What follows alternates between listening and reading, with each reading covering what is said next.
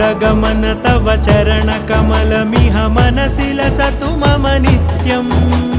गरुडगमन तव चरणकमलमिह मनसि लसतु मम नित्यम् मनसि लसतु मम नित्यं मम तापमपाकुरु देवा मम पापमपाकुरु देवा मम तापमपाकुरु देवा मम पापमपाकुरु देवा